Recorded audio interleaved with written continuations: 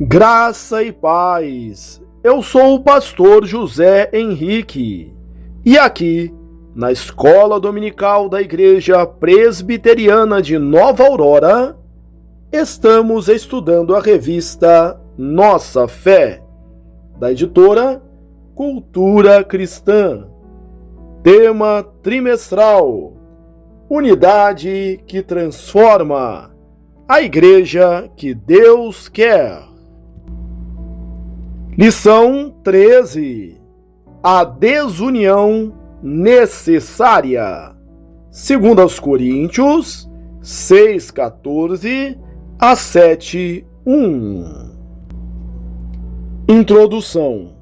Certa vez, Jesus se encontrava com seus amigos mais chegados, Pedro, Tiago e João, quando se transfigurou.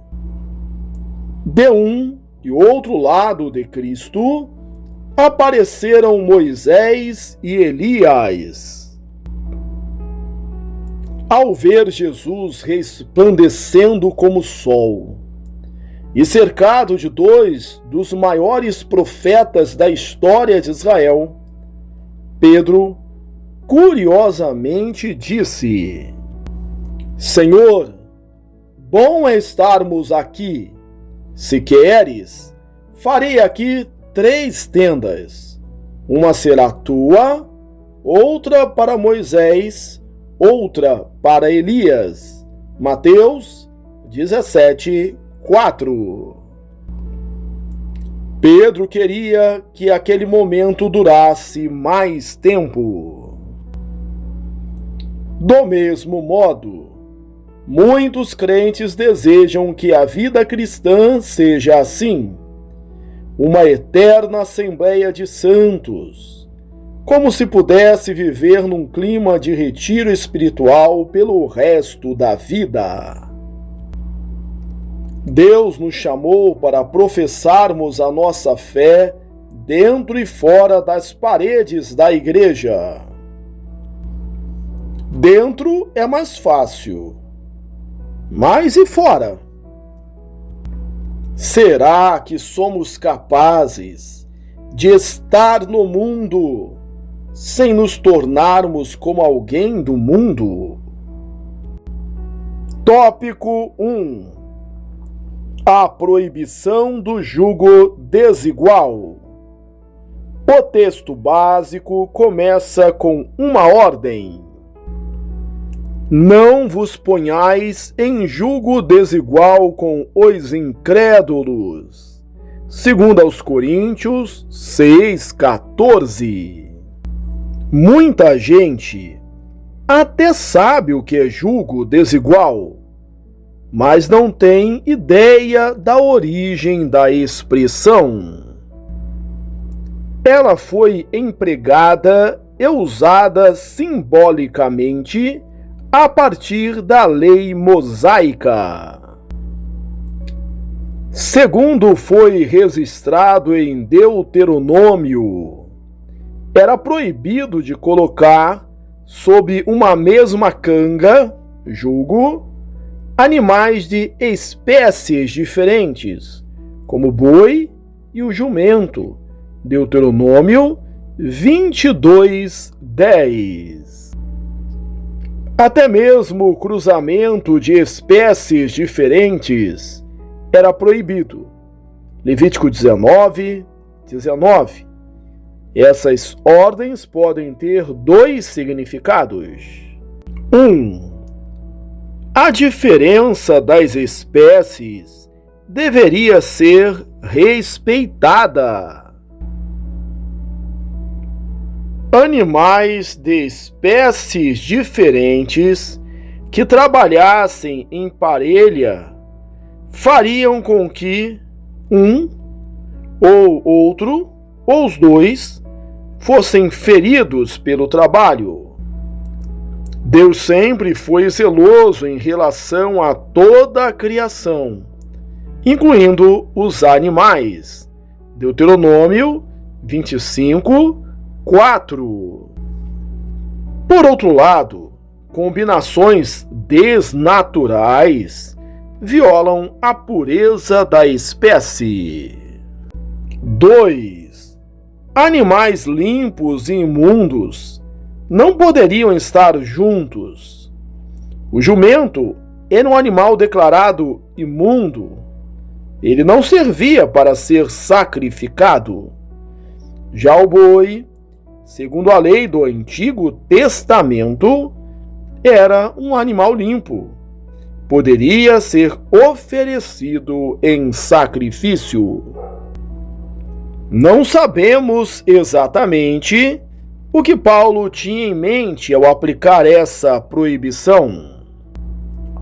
Ao tratar de crentes e incrédulos, mas seja pela santidade do cristão, o que é mais provável, ou pela grande diferença de características entre o cristão e o incrédulo, ambos os significados são perfeitamente aplicáveis. Tópico 2. As perguntas retóricas. Segundo aos Coríntios 6, 14 a 16. Chamamos de pergunta retórica aquela pergunta que não exige uma resposta, por ser esta exatamente óbvia.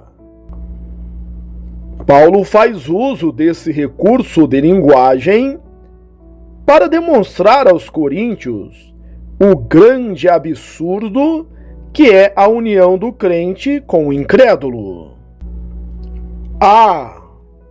Que sociedade pode haver entre a justiça e a iniquidade?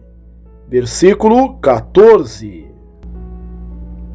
Para Calvino, Paulo faz sua exortação ainda mais forte ao mostrar quão absurda e antinatural é a tentativa de harmonizar coisas que pela própria natureza são opostas, porquanto cristianismo e idolatria não podem conviver como a água e o fogo.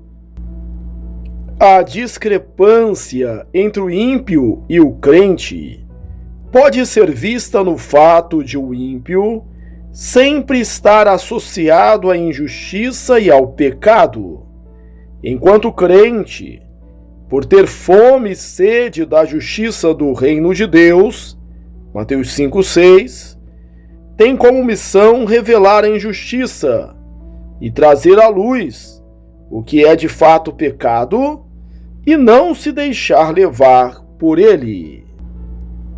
B. Ou que comunhão dá a luz com as trevas? Versículo 14. Na carta aos Colossenses, Paulo chama os crentes de santos na luz, Colossenses 1,12. E quando descreve o processo que acontece na vida dos salvos, ele afirma: e nos libertou do império das trevas, e nos transportou para o reino do Filho do seu amor. Colossenses 1,13. Cristo e seu povo são sempre associados à luz. Ver João 1, 4 a 9, 3, 20 a 21, 8, 12, 9, 5, 12, 36 e 46, Mateus 4, 16, 5, 14 e 16, 6, 23, Lucas 2, 32, 11, 35 a 36. Já as trevas é uma palavra associada ao pecado e ao próprio Satanás.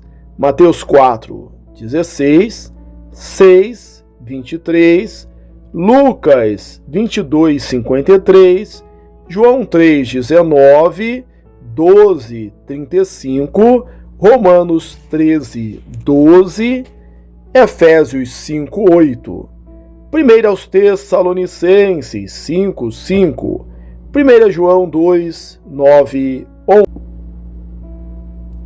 Comunhão é o estabelecimento de intimidade. Como pode o crente ser íntimo do mal? Assim como a luz e a retidão são intimamente relacionadas, assim também a escuridão e a ilegalidade são gêmeas. A primeira dupla pertence a Cristo, a segunda a Satanás, e as duas são diametralmente opostas. C. Que harmonia entre Cristo e o maligno. Versículo 15. A palavra utilizada na língua original para harmonia é a mesma da qual deriva a palavra em português sinfonia. De fato, Cristo e Satanás estão em desafinação total. Do mesmo modo, os sons, as palavras, o comportamento, os pensamentos e as ideias do cristão não combinam com o modo de vida do ímpio. Não pode haver harmonia entre eles. Paulo torna o contraste bastante grave ao usar a palavra maligno. Essa palavra era costumeiramente usada para designar o chefe de todos os demônios. O coração do ímpio, portanto, não tem uma leve inclinação para o mal, mas sua vida é segundo os princípios do próprio Satanás. Os ímpios ainda estão sob os laços do diabo, 2 Timóteo 2:26, e, conforme Jesus disse dos fariseus, são filhos do próprio diabo, João 8:44. D. Ou que união do crente com o incrédulo, versículo 15. Deve haver um conflito natural entre os crentes e os incrédulos. Seja na escola, no trabalho, ou até mesmo entre parentes. Os cristãos se afligem por causa das piadas ou comentários a respeito de sua fé. O incrédulo só não atinge todo o seu potencial destrutivo porque Deus, de modo geral, o refreia. Se Deus não fizesse isso, seria praticamente impossível ao crente viver nesse mundo. Isso não quer dizer que não possa haver convivência. Não viver neste mundo e não compactuar com o mal que há neste mundo são coisas bem diferentes. João 17:15. E o crente deve buscar este último. O texto básico nos informa que não pode haver união.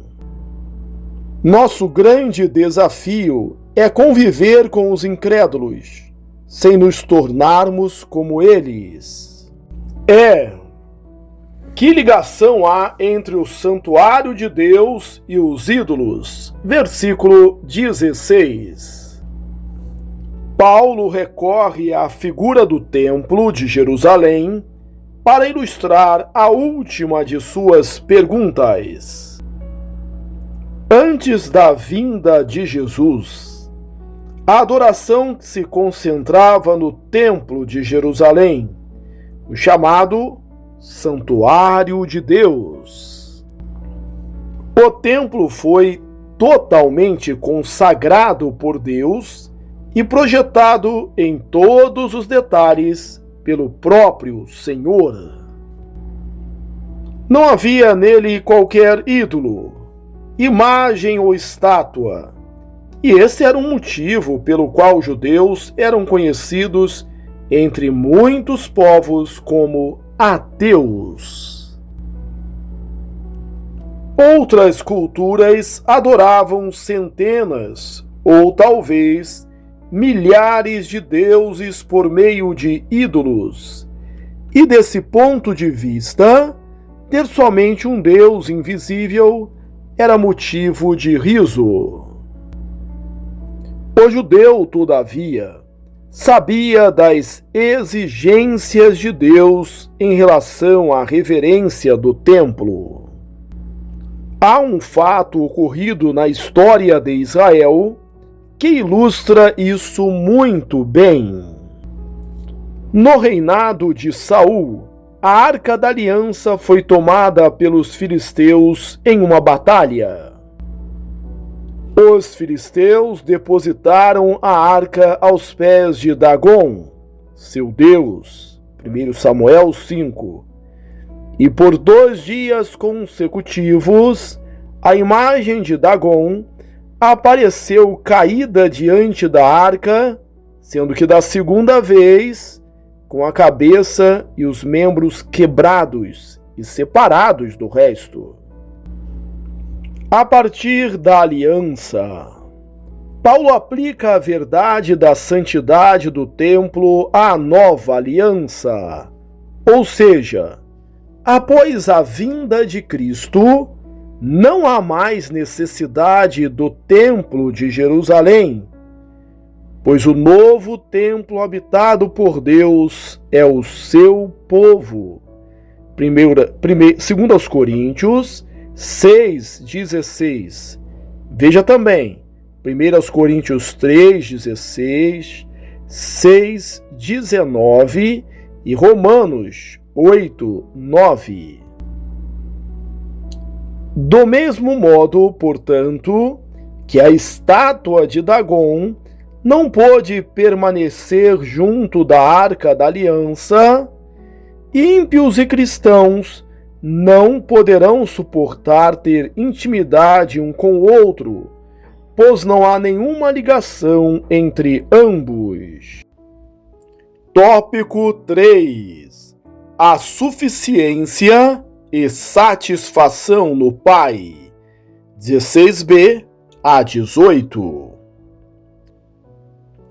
Geralmente, a questão do jugo desigual vem à tona por causa do casamento misto, quando um casal é composto por um cônjuge crente e um não crente. Embora possa perfeitamente ser aplicado dentro desse contexto, o tema tem uma esfera de abrangência muito maior. Refere-se a qualquer tipo de relação próxima que faça o crente se desviar dos seus valores e convicções cristãs. Intimidade entre amigos, vizinhos, sócios, colegas de trabalho, na escola, no namoro. Qualquer esfera de relacionamento humano com maior proximidade, em que o crente possa ser pressionado ou influenciado pelo incrédulo, é um tipo de jugo desigual.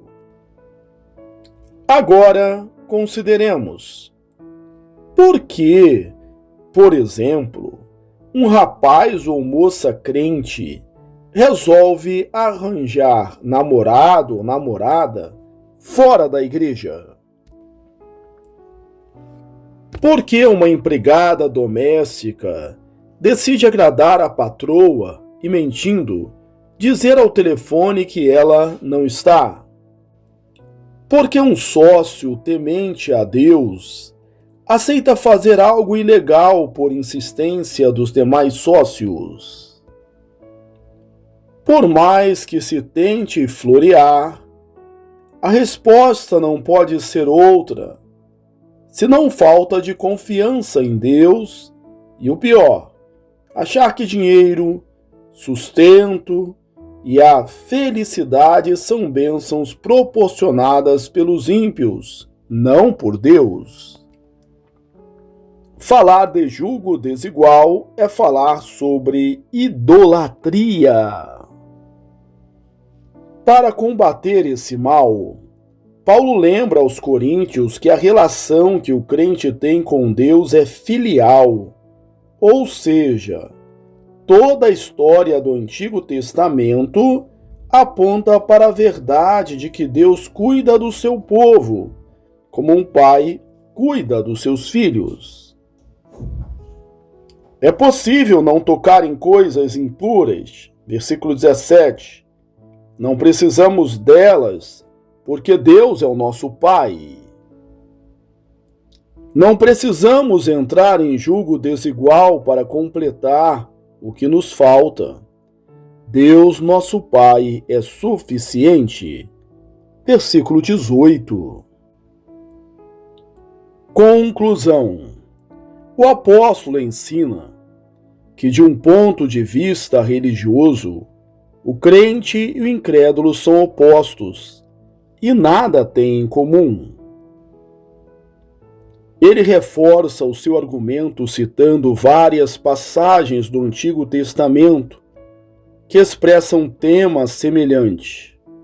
O povo de Deus é o povo da aliança, Levítico 26:12, que deve separar-se das práticas religiosas dos incrédulos, não tocar qualquer coisa imunda, Isaías 52:11, e saber que Deus é um pai para seus filhos e filhas espirituais, segundo Samuel 7:14. A aplicação. O que Deus espera de nós é uma tomada de direção. Nossa vida deve convergir somente para a adoração a Deus, o que na prática significa encontrar nele a suficiência, a fim de descartarmos toda e qualquer comunhão com este mundo caído. Purifiquemo-nos, aperfeiçoando a nossa santidade no temor de Deus. Seja vigilante e afaste-se de influências que tentam fazê-lo pecar. Concluímos a leitura da lição 13, a desunião necessária, segundo aos Coríntios 6:14 a 7:1. Esta foi a última lição da revista com o título Unidade que Transforma, a Igreja que Deus Quer. Que bom que você chegou até aqui. Deus te abençoe ricamente. Aproveito esta oportunidade para convidá-lo a ler os meus livros. Você é o que você fala e você é o que você planeja. Um forte abraço e até a próxima, se Deus quiser.